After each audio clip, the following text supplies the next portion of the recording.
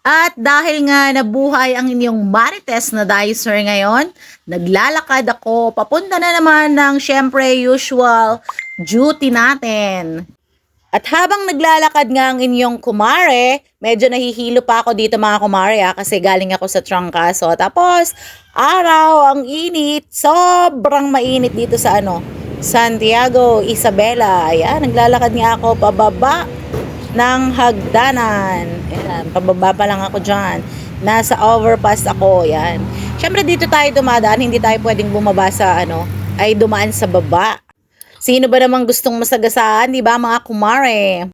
At ayan na nga, nandito na naman tayo sa favorite place natin, CR, syempre. O, di ba? Miss CR.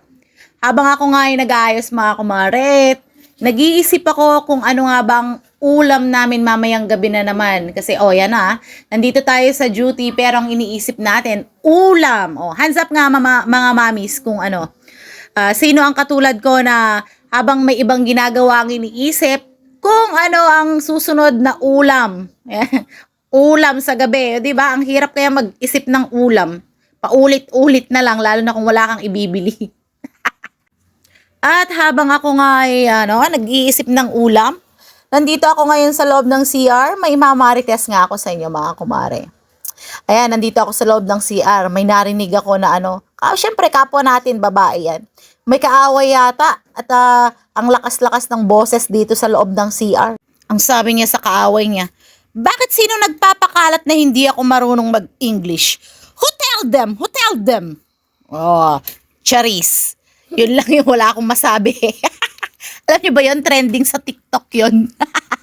Who tell them? Who tell them? Bago pa tayo magkaanihan dito mga kumare, ayan, naglalakad na nga ako papunta sa entrance. Employees entrance ng Robinson's Place. So, di ba? Di napatawa ko naman kayo kahit na papano. Kaya mamili na lang kayo ng sasakyan dyan kung anong gusto nyo at pick upin nyo na dito sa may parking space ng Robinson. Ang gaganda ng mga sasakyan nila, aray kurigan. Ayan. Super busy ngayon ang araw ko mga kumare kasi maraming ipinapagawa ang aking boss. Diyos ko, shout out to Sir Sherwin Alcantara. Sir, ang hirap-hirap charis.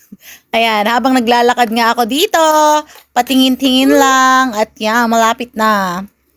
Maganda yung vicinity dito sa may parking space ng Santiago. If you're not taga Santiago, why not pasyal-pasyal here in Isabela? At ayan na nga, nandito na tayo sa may loob ng employees entrance ng Robinson. Chine-check ang mga ang mga pwedeng i-check sa mga kapapelan, charis. Ayan.